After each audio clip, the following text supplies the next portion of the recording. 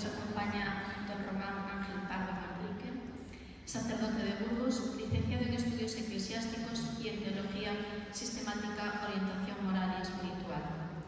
En el año 2004 defiende su tesis doctoral y en su ministerio sacerdotal ha sido párroco de varias localidades de la diócesis de Burgos y ha sido varias veces arcipreste, miembro de los consejos diocesanos de pastoral y presbiteral, así como delegado diocesano de catequesis. Ha sido director titular de los colegios diocesanos de Burgos, así como coordinador de la pastoral y formación del profesorado de los colegios diocesanos, vicepresidente provincial de la FERE, la Federación Española de Religiosos de Enseñanza, y conciliario de Manos Unidas en Burgos. En la Facultad de Teología de la Universidad Pontificia de Salamanca es profesor de las asignaturas de Teología Moral Fundamental y Teología Moral Social y Ética Económica. En dicha facultad ha impartido también la asignatura de Teología Moral de la Persona y Bioética y varios cursos del bienio teológico correspondiente a la obtención del máster y doctorado en Teología Práctica. Desde hace 4 años es vicedecano de dicha Facultad de Teología. Es profesor invitado en la Facultad de Burgos, donde imparte la asignatura de Teología Moral Social y asignaturas de licenciatura sobre espiritualidad laical y ecoética teológica.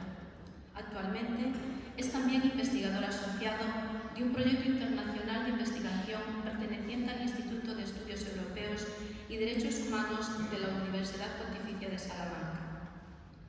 Ha publicado varios artículos, ponencias y participaciones en encuentros nacionales e internacionales sobre temas de evangelización, teología moral fundamental, bioética, teología moral personal y social. Gracias, don Román, por estar esta tarde con nosotros.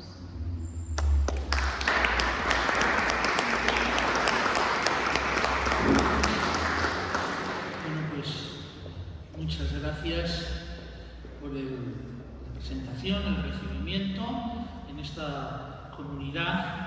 Nos preside el Santísimo, nos preside nuestra Madre, que es tan importante para vosotros, ¿no? Gracias al Padre de Siré y a Iván, que son los que han conectado conmigo y han hecho posible este encuentro. El título que pusimos al final es un poco enrevesado,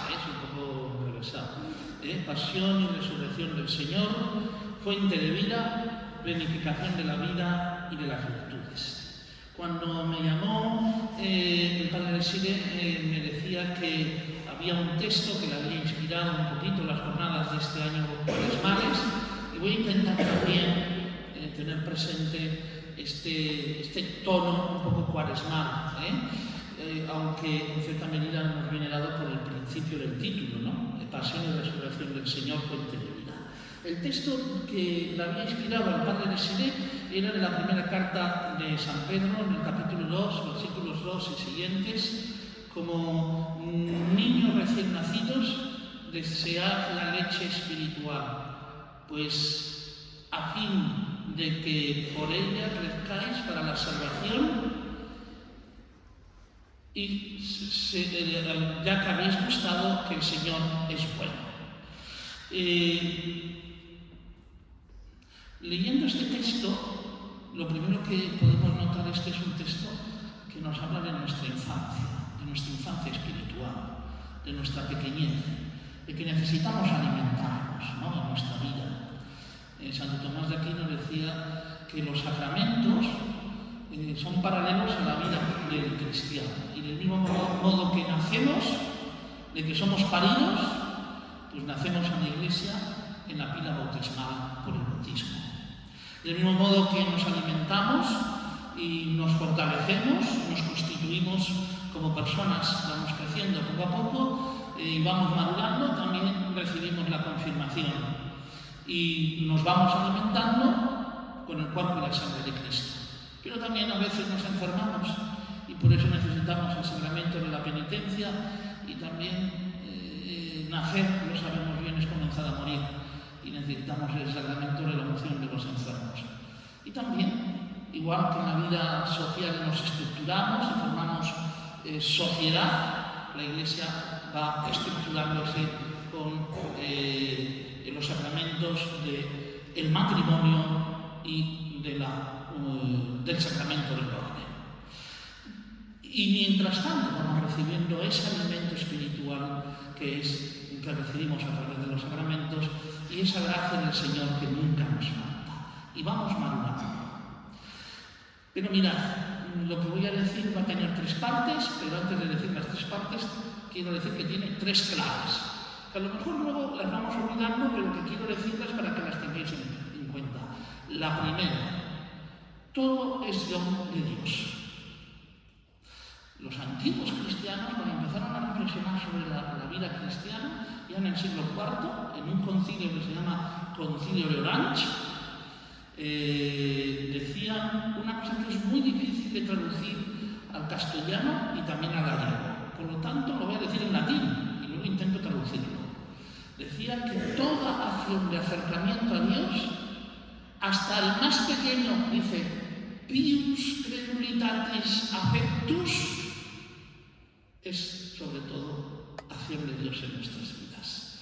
¿Qué es ese pius credulitatis affectus? Pues el movimiento más fino y pequeño hacia Dios, para decirle sí a Dios, no es tanto acción nuestra como motor de Dios al que nosotros podemos muy poquito la respuesta.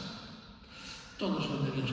Como niños que recién nacidos, totalmente dependientes, que necesitamos de la leche materna, de esa leche materna que es la gracia de Dios que nos fortalece. Primera clave, todo es don de Dios. Segundo, ese don de Dios nos permite con nuestra respuesta crecer. Ese don de Dios se transforma en nosotros a una llamada. Somos vocacionados. Todos tenemos un para qué y por qué en esta vida. Esto es muy importante, porque si perdemos el para qué y el por qué, perdemos el sentido. Y eso quiere decir que si tenemos un para qué, podemos dinámicamente crecer. Esta sería la segunda parte del título de la charla. Planificación de la vida y de las virtudes. Porque uno va creciendo realizando eso que llamamos hábitos operativos de acción buenos.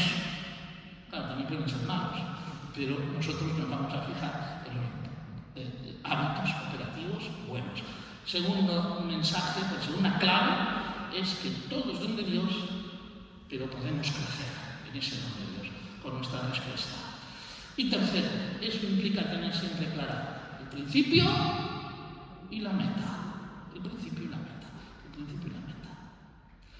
Dice un poeta inglés: en mi principio está mi fin, en mi fin está mi principio. Ya lo decía el gran filósofo Aristóteles, 500 años antes de Jesucristo.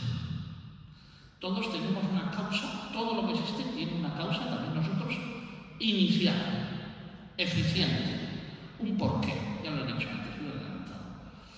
Y ese porqué se mantiene en la vida hasta que lleguemos al para qué, que es el fin, diría en griego Aristóteles, el telos, la causa final. Mi principio termina en plenitud en la causa final, pero la causa final está incoada, está comenzada en mi principio.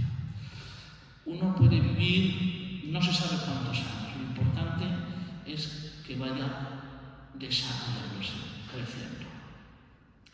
Dicho esto, vamos a los 3 puntos. El segundo punto va a ser más cortito porque es el enlace y el primero es el comienzo también del título, distintas narrativas de la pasión. Si tuviéramos que coger el tema clave de los evangelios y por lo tanto el tema clave de la vida cristiana, indudablemente es el misterio pascual.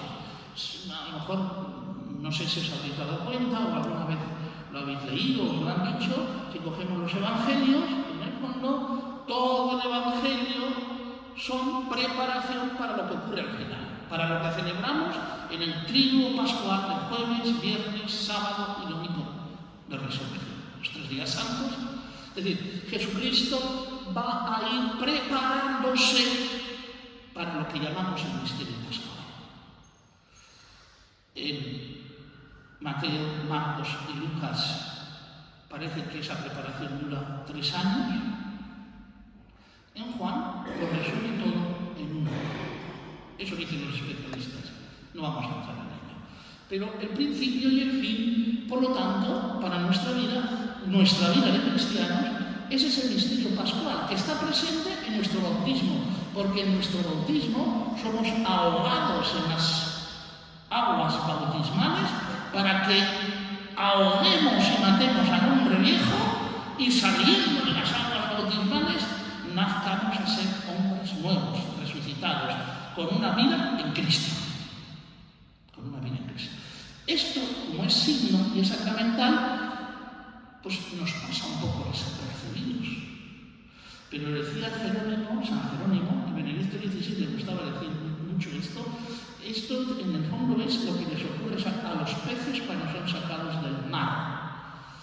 Claro, estamos muy bien en nuestras comodidades, en nuestro mundo, en nuestras corruptelas, en nuestras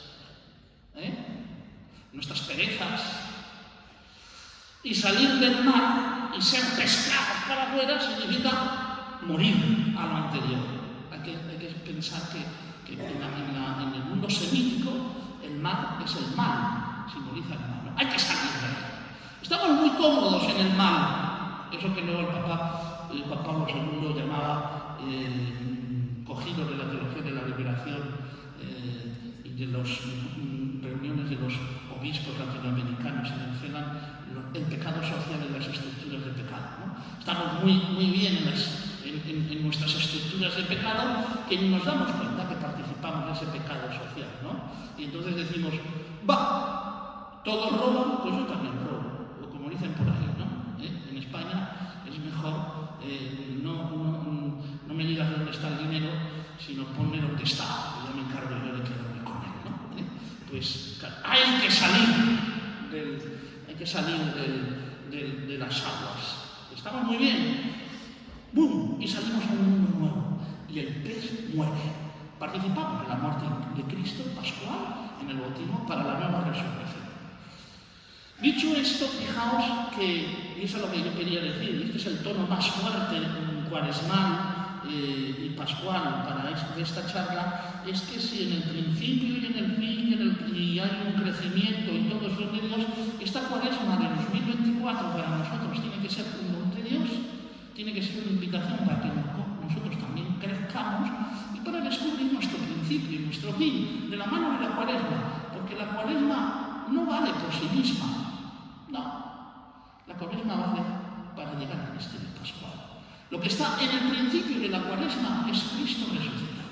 Eso es lo que nos motiva para entrar, porque queremos unirnos a Cristo resucitado. Y lo que vamos a encontrarlo si queremos encontrarlo, es volver a tener una experiencia de fe como cristianos del 2024, me parece que cae ya 28, 29, 30, 31, el 31, el 1 es el domingo de la resurrección, ¿no? Con Cristo resucitado. Y esto lo necesitamos hacer todos los años, sí, porque la memoria es la madre de las musas y la mejor manera de educar es repetir las cosas. La Iglesia que es madre lo sabe, por eso repite continuamente, ¿no? Y litúrgicamente también. Ahora bien, el primer apartado que he dicho que voy a decir es distintas narrativas de la pasión. Dicho estas cosas, como las he dicho, podéis estar de acuerdo, espero que os haya gustado más o menos lo que he dicho. Pero claro, ¿qué es lo que ocurre? Que todos podemos haber llegado aquí de manera distinta. No lo sé. Algunos de vosotros le habrá tocado la lotería, a lo mejor, y viene contentísimo. Algunos de vosotros tienen una enfermedad que le han diagnosticado y saben que tiene que sufrir, luchar, y viene hecho polvo. Algunos de vosotros dicen, bueno, yo ni me ha tocado la lotería, ni estoy mal, las cosas me van bien, a lo mejor estoy ya jubilado o tengo un buen sueldo, bien, no me tengo que preocupar mucho. Algunos de vosotros puede ser que tengan dificultades para llegar a fin de mes. Es decir, cada uno de nosotros llegamos con una problemática distinta. Y en esa problemática distinta es donde tenemos que encontrar a Cristo resucitado en el principio y en el tenemos que encontrarnos con el resucitado de nuestras narrativas. Bien, pues el Evangelio, curiosamente, los 4 evangelios que antes he citado, si los leemos con detenimiento, podemos darnos cuenta de que, aunque cuenten lo mismo, lo cuentan de distinta manera. Y nos viene muy bien para las necesidades de cada uno. Mirad, si vamos al Evangelio de Marcos y de Mateo, dicen ahora los especialistas que el Evangelio de Marcos es el más importante. Hasta hace 10 años decían que era el menos importante, o sea que los especialistas cambian. Yo no soy especialista en Biblia, pero me gusta oírles, y entonces dicen, pues lo vamos a escribir para. Bueno, pues el Evangelio de Marcos y Mateo, si vamos al Evangelio, fijaos, os lo voy a describir rapidísimamente, es un Evangelio donde la pasión del Señor, donde toda la subida a Jerusalén es una subida de preparación, como hemos dicho antes, de 3 años, Marcos mucho más rápido que Mateo, y cuando llega el momento de la pasión, muerte de Jesús, esto es un desastre. Jesús es el prototipo del fracaso. Todo le sale mal. Le abandonan los discípulos. No hay nada de misericordia por parte de los romanos, y mucho menos de los dirigentes judíos. Tiene que subir hacia el Gólgota y recibe los insultos, los desprecios. Es el siervo herido y hecho polvo del profeta Isaías. Y en la cruz todo sufrimiento, en materia de Marcos. La frase que aparece y que vamos a decir que describe estos 2 evangelios es, la conocéis muy bien, Elí, Elí, lama sabactani, Dios mío, ¿por qué me has abandonado? Y con esas terribles palabras, aquel que reconocemos como el Hijo de Dios muere. Es el fracaso de todos los fracasos. Sin embargo, cuando muere, es cuando se rompe el velo del templo, hay terremotos, la tierra tiembla y se abre la tierra y resucitan muertos, y el centurión dice, verdaderamente este era el Hijo de Dios. Fijaos, esta es la experiencia que podemos tener nosotros hoy, esta Cuaresma, o en algún momento de nuestra vida, que todos lo hemos tenido o lo tendremos, de desesperación, de fracaso, de que las cosas salen más, de que Dios me ha abandonado. ¿Por qué a mí? Sin embargo, el Evangelio nos da una última clave, que está en el principio y que está en el final y que se va a corroborar con la resurrección. Al final, el destino de nuestra historia, la última palabra la tiene Dios Padre. Y por eso, aunque Elí, lama sabactani, este es el Hijo del Hombre. Perdón, este es el Hijo de Dios. Si vamos a Lucas, nos encontraremos con un texto de la Pasión muy distinto. A lo mejor no nos hemos dado cuenta, pero es distinto, es muy distinto. Lucas es el evangelista de la misericordia. En la Divina Comedia, Dante dice que es el testigo de la misericordia. Algunos han dicho que Lucas es el evangelista de las 3 M's. El de la misericordia, el de las mujeres y el de los que están en miseria, los pobres, ¿no? En la pasión nos encontramos con una sensibilidad exquisita. Pilato, movido por su mujer, intenta salvar a Jesús. Y parece que el Evangelio disculpa a Pilato. Todas las cosas parece que son llevadas no por una voluntad efectivamente de querer asesinar, incluso por parte de los judíos.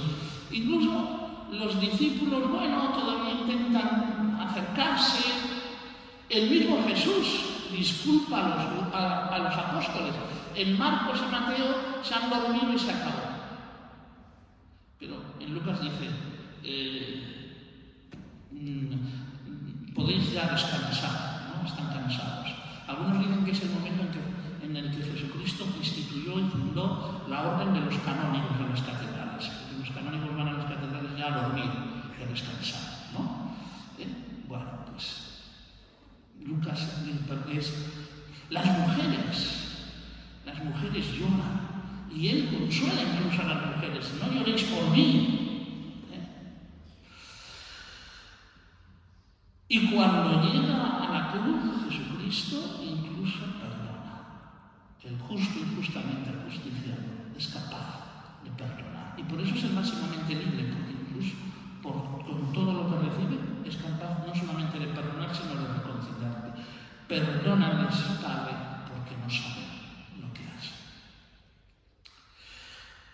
La pasión de San Juan es también muy distinta. Es la pasión del Rey. La pasión en la que Jesús entrega su vida. ¿Quién es la verdad? ¿Qué es la verdad? Y el otro se calla, y Jesús se calla, la verdad es él. Tu reino es de este mundo, tú lo dices. Yo soy rey, mi reino, pero mi reino no es de este mundo. Si mi reino fuera de este mundo, tú no me quitas la vida, soy yo el que la entrega. Le dice Jesús a Pilato. Y Jesús sube a la cruz como si fuera un trono, el trono de la cruz, el trono de los Cristos románicos, ¿no? Con sus brazos extendidos de oriente a occidente, queriendo acoger a todo el mundo, porque Él es el Pantocrátor, el Todopoderoso, aunque esté en la cruz. Y tiene su corona, y tiene su túnica, y se subraya, este es el Rey de los judíos. Tiene tanto poder que le dice al ladrón, hoy estarás conmigo en el paraíso. Bien, pues mirad, estas tres pasiones encajan posiblemente con las modalidades que cada uno de nosotros podemos tener hoy aquí o podemos tener en otros momentos de nuestra vida. Puede ser, ¿cuál es la pasión verdadera? Todas. Las tres son visiones distintas de tres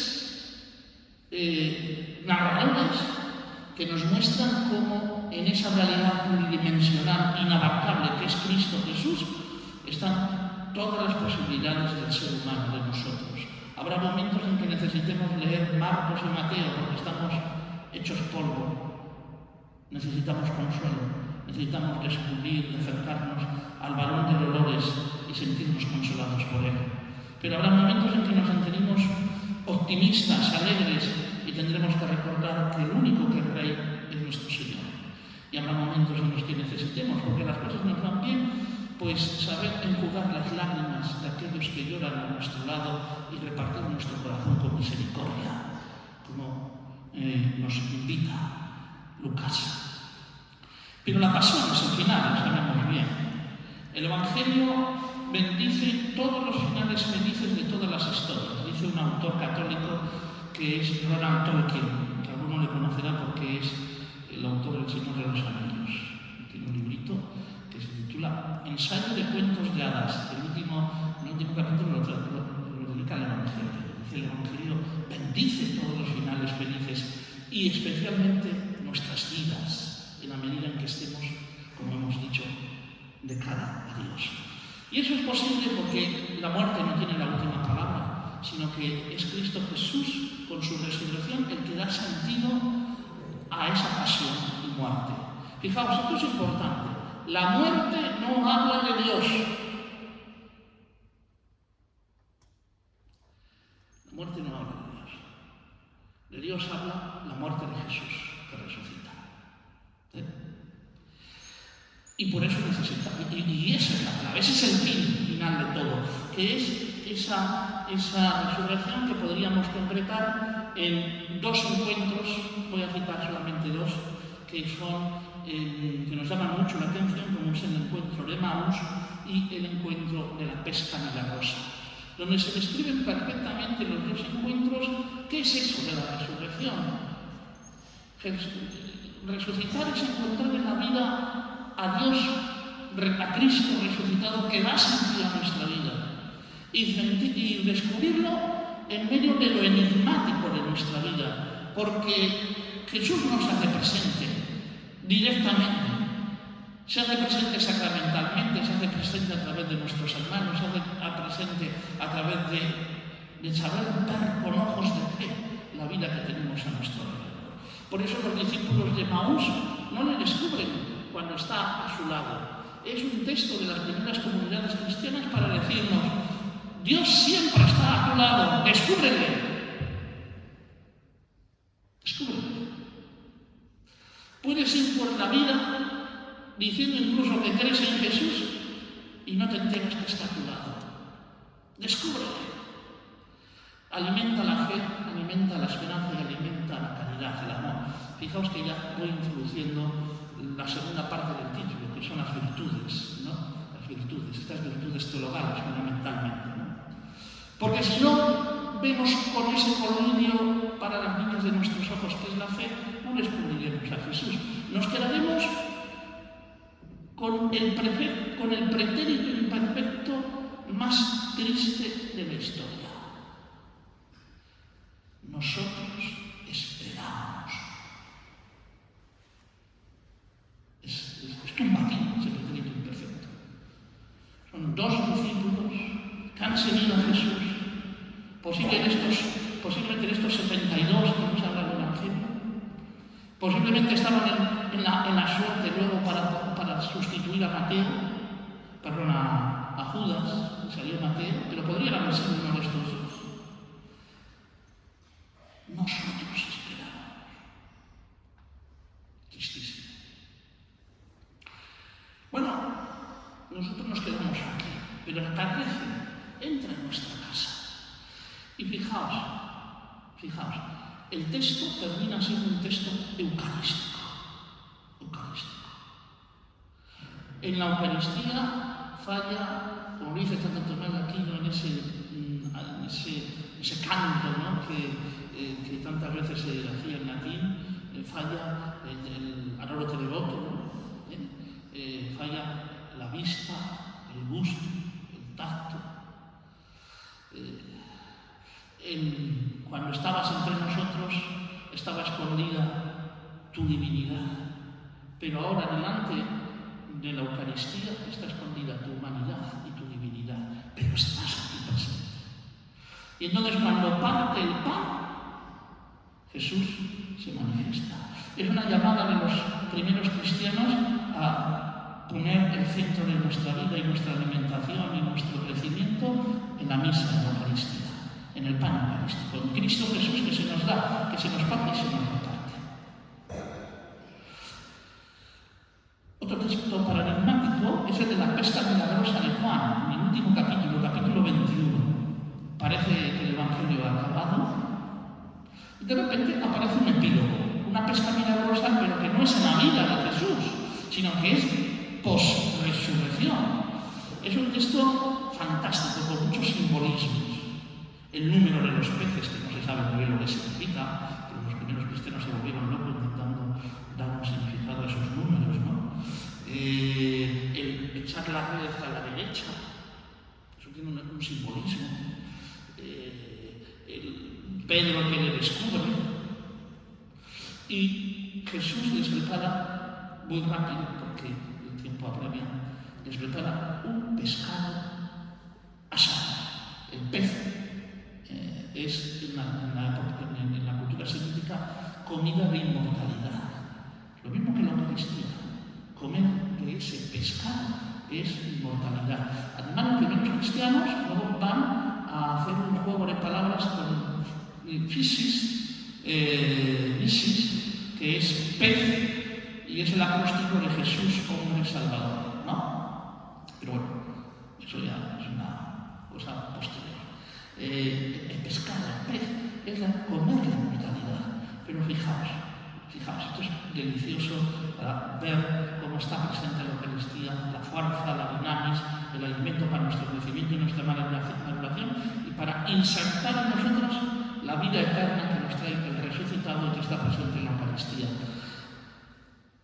Pedro y Juan acaban de decir que le conocen, que le han reconocido, ¿no? Es el maestro, pero cuando se juntan otra vez y les reparte el pescado, dice el texto unas palabras enigmáticas.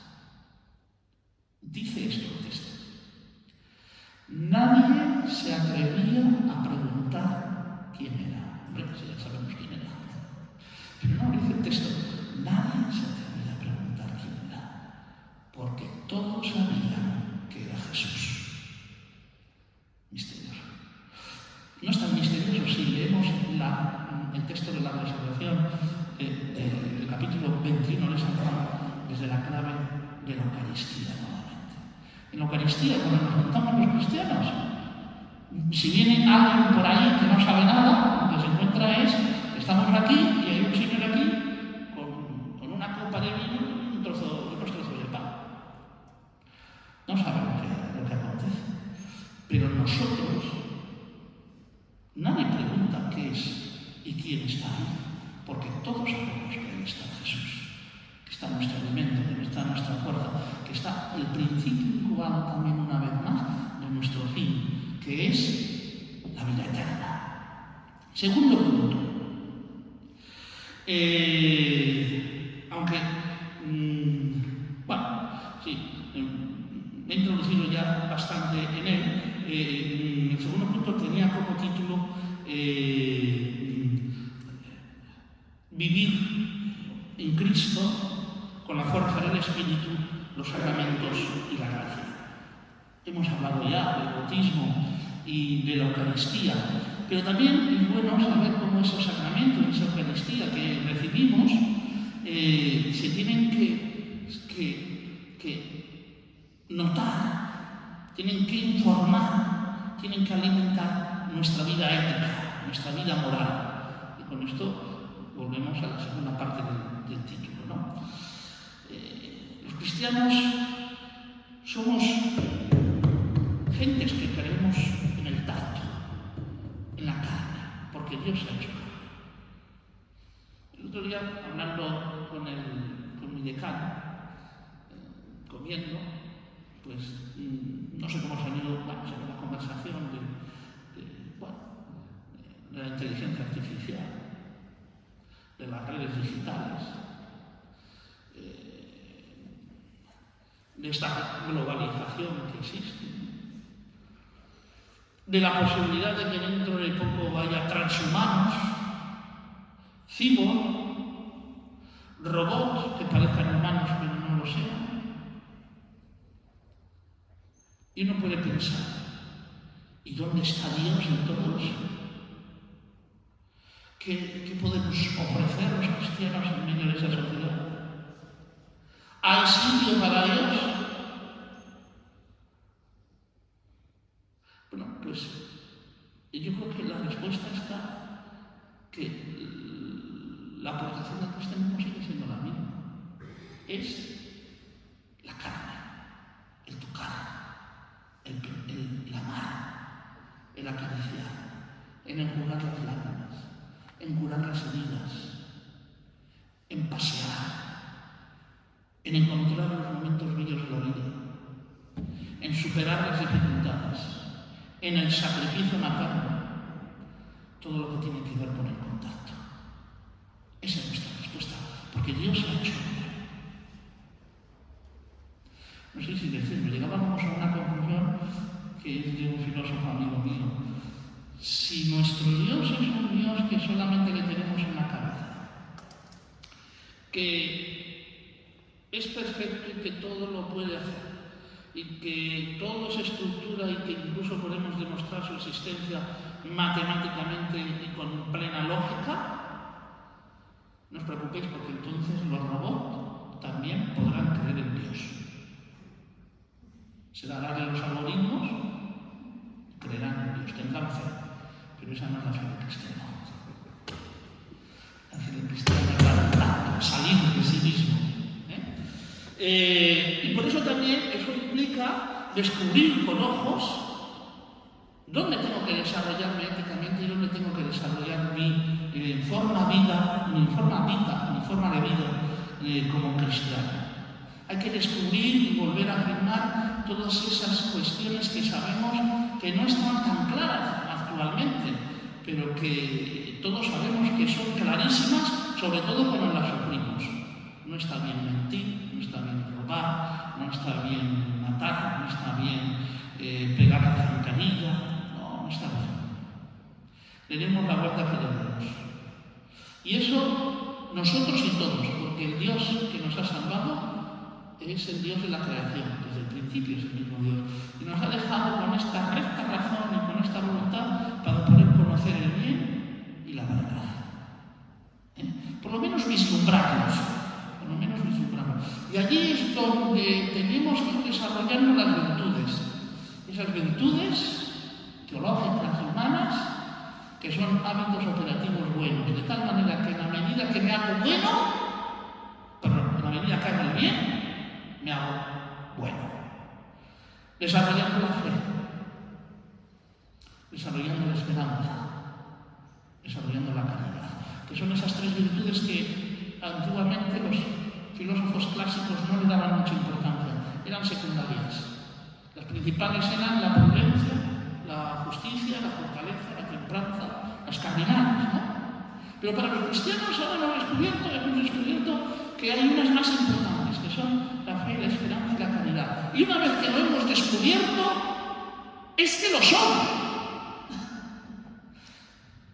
Nos lo ha tenido que revelar el cristianismo, pero es que lo son.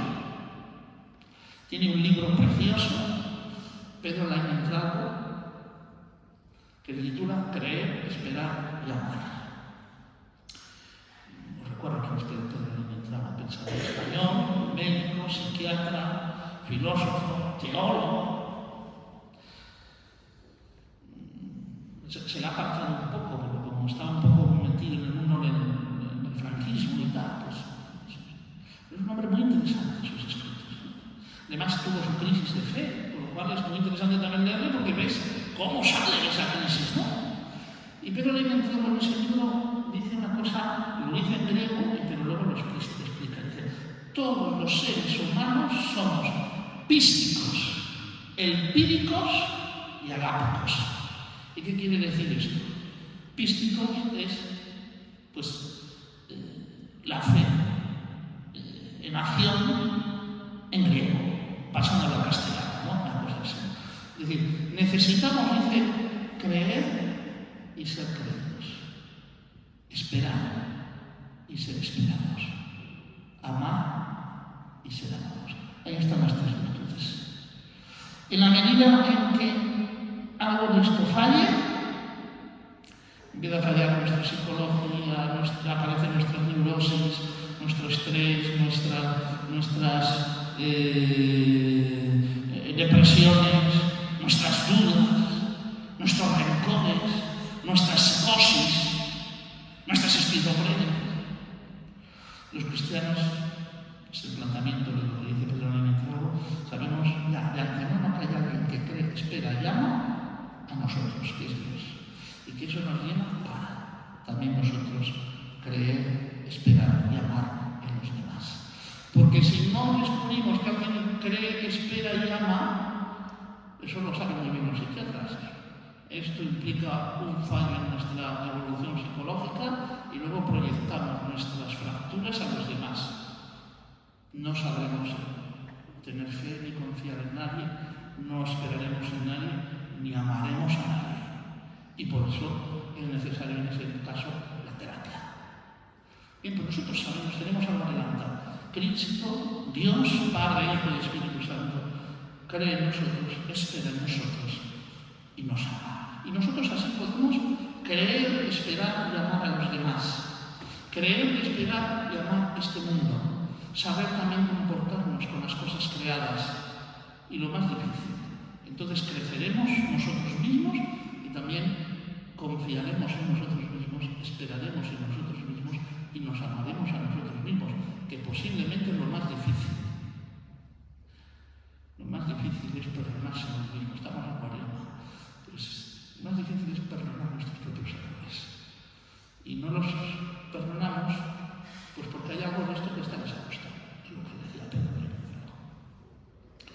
Y luego vienen esas virtudes, pero esas virtudes cardinales además son potenciadas de la prudencia, madre de todas las virtudes, de la justicia, esa virtud que es la racionalidad práctica, cómo comportarnos con los demás, es una virtud completa, porque no solamente es para nosotros mismos, sino para toda la sociedad. Y luego la templanza para mantenernos en el bien y aguantar el mal que podemos sufrir, perdón, la fortaleza y la templanza para saber ordenar nuestras pasiones.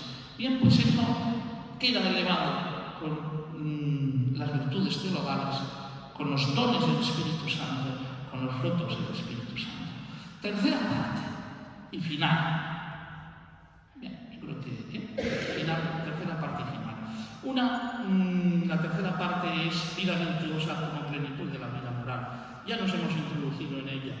Lo primero es que el misterio pascual nos da una nueva luz a tres claves importantísimas, nos da cuatro fuerzas importantísimas que para nuestra vida, de las enseñanzas de Jesús y también de lo que podemos lograr con nuestra recta razón. Personalmente, todo ser humano ha llegado a esta conclusión, que se llama la regla de oro. Trata a los demás como quieres que te traten a ti, no trates a los demás como no quieres que te traten a ti. Eso se llama la regla de oro, que posiblemente Confucio, 500 años antes de Jesucristo, la formuló por primera vez, aunque está también de algún modo en otras religiones, ¿no? Que Jesucristo la vuelve a repetir en el Evangelio, pero que Jesucristo lo lleva a la plenitud, muy rápido, porque podríamos hacer referencia al Antiguo Testamento. Jesucristo lo lleva a la plenitud diciendo, amaos los unos a los otros como Dios te ama. Y claro, también sabemos cómo ha amado Jesús, ¿no? Lucas. Las bienaventuranzas, bienaventurados los pobres, los mansos, los pacíficos, los que luchan por la justicia, que son las enhorabuenas de Jesús. Y por lo tanto lo que manifiestan y revelan lo que Dios es y lo que le importa a Dios. Y ahí nos sentimos todos nuevamente unidos, porque quien de nosotros no ha llorado, no ha necesitado que le supuren las heridas del corazón porque cree que alguien le ha hecho una herida injusta. ¿Quién de nosotros no necesita que le hagan necesitar o que le pacifiquen? Pues eso son consuelo.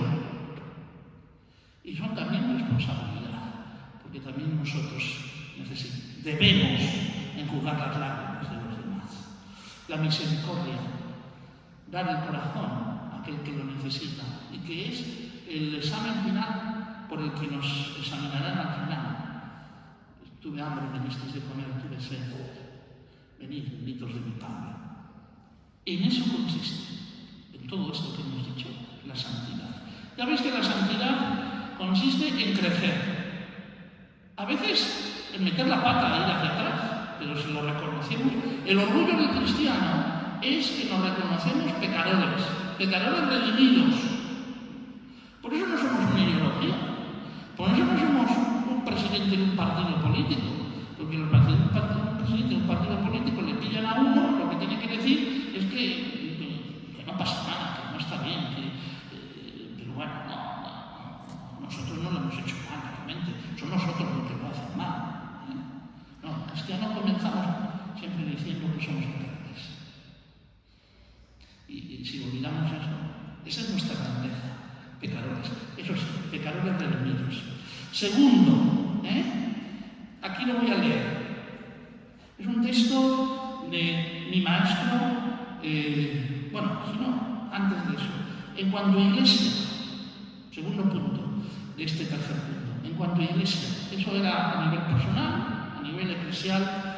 Creo que es muy interesante las cuatro claves que el Papa Francisco en su primer documento Evangelii Gaudium nos dio para la vida social, pero que tienen que venir muy bien para nuestras iglesias. Tenemos que saber que el tiempo es más importante que el espacio. A veces decimos en nuestras iglesias ahora que hay mucho espacio y que no se llenan. Las iglesias están vacías, pero hay que esperar. Hay que tener esperanza, porque el Señor es el que pone esa esperanza. Es más importante el tiempo. Si estuviera entre curas, alguno hay, poco, uno, les diría que eso significa Eso significa que es más importante los procesos que los proyectos y programas de evangelización y todo esto. Que hay que hacerlos, pero no es lo más importante. Los procesos de las personas. ¿Qué es más importante la unidad que el conflicto? La comunión, el encuentro, la unión. ¿Qué es más importante el todo que la parte? La verdad es un poliedro donde cabemos todos. Y por último, es más importante la realidad que las ideas. La realidad que la ideología. Eso nos lleva, y con esto termino con este texto, que espero que os guste. Es un texto tomado, vida personal, vida de la Iglesia, para la sociedad. De mi maestro José Román Flecha, donde va a ir diciendo la Iglesia y familia, qué virtudes podemos enseñar, qué tenemos que educar, qué tenemos que transmitir como cristianos, y lo hace en el esquema de las 8 bienaventuranzas. Ante una sociedad que supervalora la capacidad adquisitiva, bienaventurados los pobres, ¿no? La familia y la Iglesia deben enseñar a compartir con los necesitados, a vivir la búsqueda de lo esencial, a valorar el ser sobre el tener. Ante una sociedad que glorifica la agresividad, bienaventurados los pacíficos, los que luchan por la paz, agresividad en la política y en los negocios, la familia y la Iglesia deberá preguntarse hasta qué punto está dispuesta a acercarse a los agredidos, a las víctimas y educar para la no violencia activa y comprometida.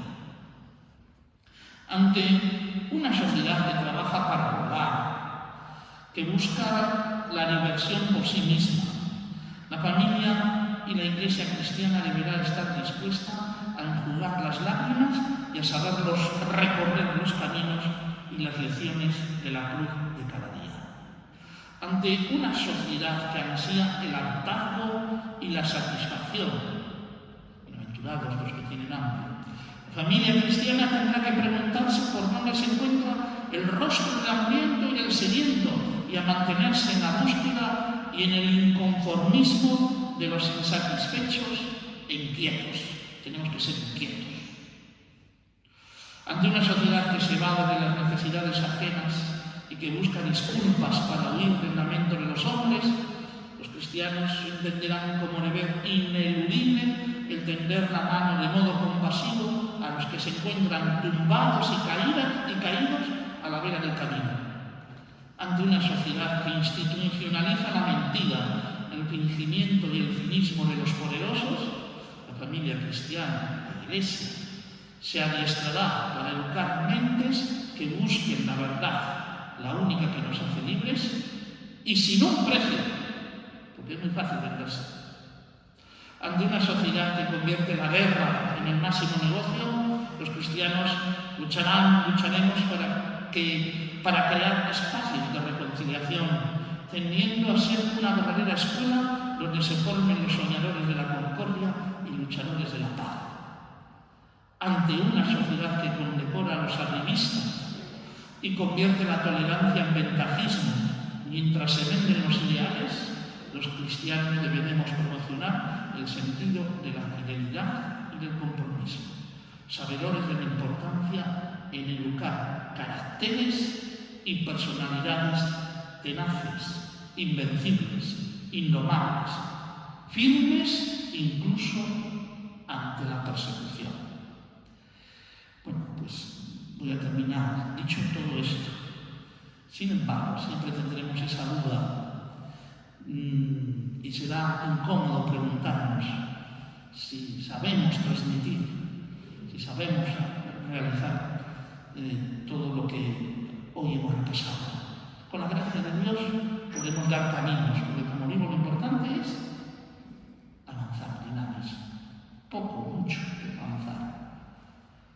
Ojalá sepamos transmitir las armas y los instrumentos para que seamos aguerridos en las pruebas, fuertes en las desilusiones, generosos en el éxito, para poder amar y vivir con significado las virtudes y el misterio pascual que hoy nos ha convocado.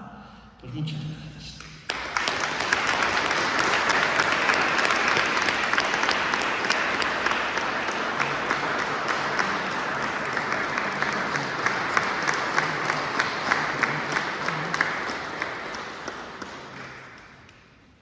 ¿Alguna pregunta? Está todo claro. Muy bien. No, yo quería... Bueno, hay preguntas. Sí, pregunta. No, bueno, felicidades por la charla que nos dio. Creo que habló de muchos temas y se puede sacar mucha esencia de esto, ¿no? En referencia a lo último que leyó usted, esa carta, a mí me parece que está muy bien todo eso, pero eso mismo también lo puede hacer pues una ONG y no nosotros, ¿no? Tranquilamente. Y usted hablaba de que el camino de Emmaús y todo, de que no se reconocía al Señor, ¿no? No lo reconocía en su divinidad ni nada. Yo creo que en estos tiempos pues también creo que nos pasa algo igual, ¿no? Nosotros somos cristianos, pero realmente no hemos tenido una experiencia a lo mejor fuerte de Jesucristo. Hacemos las cosas, como decía, en Semana Santa por repetición, repetición y repetición. Y no llegamos a lo mejor a llegar a la fuente para poder hacer lo que acaba usted de leer. No sé si me explico bien. Sí, muy bien. Y otra segunda pregunta más, que también me llamó mucho la atención, que fue cuando habló de la inteligencia artificial y todo esto. En la pandemia hemos visto cómo las redes sociales y todo eso pues adquirió como una evolución mucho más grande, ¿no? Y la Iglesia fue la primera en cerrar las puertas, fue la primera en decir que la comunión pues la hiciéramos espiritualmente y muchas otras cosas que no parecía mismo tampoco la Iglesia verse en reflejo de divinidad del Señor, ¿no? Sino que no sé si me explique bien. Bueno, son preguntas a poner muy sustanciales, ¿eh? La primera, por ejemplo, es posiblemente el primero y el segundo capítulo de la asignatura de Teología Moral Fundamental. Claro, me has dicho, bueno, pero todas estas virtudes, en el fondo, coinciden con una persona que no es creyente. Claro, porque el Dios de la creación es el mismo que el Dios de la redención y es el mismo que el Dios del final de la escatología. Hemos dicho que el principio está en el final en el principio. La creación, todos somos hijos de Dios en cuanto que nacemos, porque Dios nos llama a la existencia de algún modo, ¿no? Eso los cristianos o los creyentes de cualquier religión lo reconocen así. El que no lo reconoce, no por eso no deja de ser religioso, porque se plantea la pregunta por Dios. Dice, Dios no existe, pero se plantea la pregunta. No hay nadie que no se plantee la pregunta. La cuestión es que, para nuestra perspectiva, el Dios de la creación ya nos ha dado la recta razón, la capacidad de la recta razón y de la voluntad para poder adquirir, poder conocer, en cierta medida, el bien y la verdad. Por lo tanto, robar está mal para un cristiano como para un no cristiano. No nos vamos a liar, porque luego hay filosofías que dicen que uno se puede conocer el bien y no se puede conocer la verdad, pero ya necesitaríamos horas y horas, ¿no?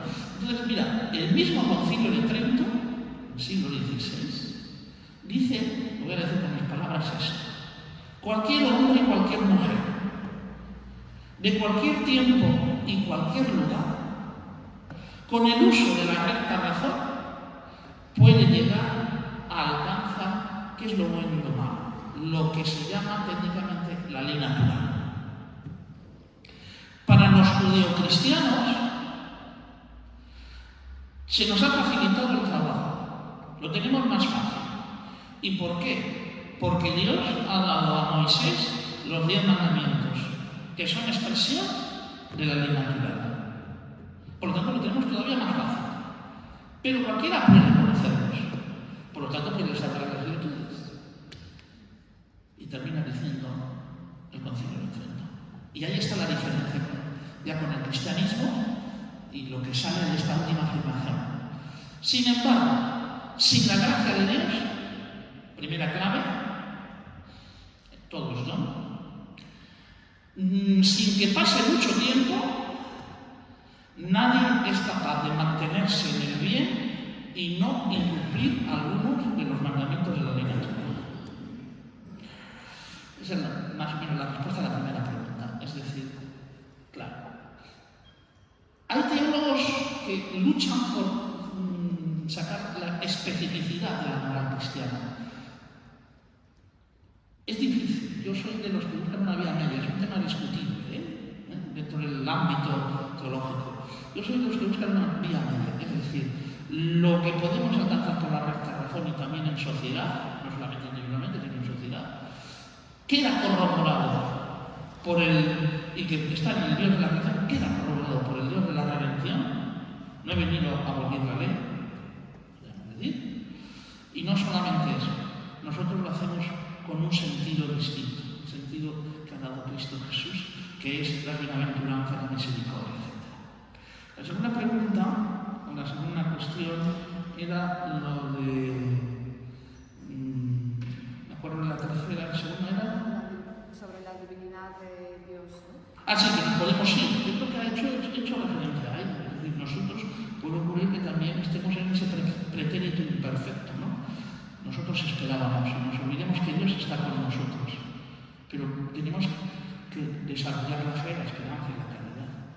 Aquí también hay un misterio real, y es que la fe, la esperanza y la caridad la da Dios. Nosotros tenemos que responder, pero es Dios. Y tercero, la tercera era lo de la inteligencia artificial. Bueno, es que todas las cosas modernas, todas las cosas no son buenas ni malas por sí mismas. Son buenas o malas, depende del uso o el abuso, decías en el siglo del segundo. Es decir, todo es bueno. El problema es cuando abusamos, ¿no? Y por lo tanto hay que equilibrar, ¿no? Y bueno, gracias a las redes de la digitalización, por ejemplo, en los colegios, se pudo dar clase. Y eso es imparable. En el currículum que habéis oído, he sido director durante 6 o 7 años de los colegios diocesanos de Burgos, he estado también en la Federación de Escuelas Católicas. Eso es imparable. Yo cuando hice la carrera no tenía ningún ordenador. Les decía yo a los papás cuando hicimos las tablets en algún colegio, ¿no? Hay ahora una polémica sobre ello. Eso es imparable. Otra cosa es como si haces uso o abuso. Yo les decía que no iba a tener ningún ordenador, pero mirad, ahora tengo un móvil, una tablet, 2 portátiles y un ordenador de mesa personal, y en cada despacho controlaba 6 colegios. Otro ordenador. Yo funciono con 11 ordenadores. El que decía que no iba a tener ninguno. Entonces lo que hay que hacer es el uso, ¿no? Y darle... Eso implica cuando la pandemia... Pues yo creo que sí, a lo mejor no fuimos tuvimos el suficiente coraje para tener las iglesias. Aquí cada uno tiene también si preguntas a otro te puede decir otra cosa. Eso es opinable. Ahí yo pienso que en la iglesia en ese tiempo, e incluso después, una vez que se abrieron las iglesias, la divinidad de Jesús se perdió totalmente. Sí, y luego, y todo tiene sus consecuencias. No hemos vuelto a tener los números que teníamos en las iglesias. De tocar y lo de tocar y efectivamente. Entonces, claro, a lo mejor vemos todo lo muy como una línea muy horizontal y no vemos la verticalidad de Sí, Dios. estoy de acuerdo. Ya no hay más. Muchas gracias, don Román. Gracias a vosotros por vuestra presencia.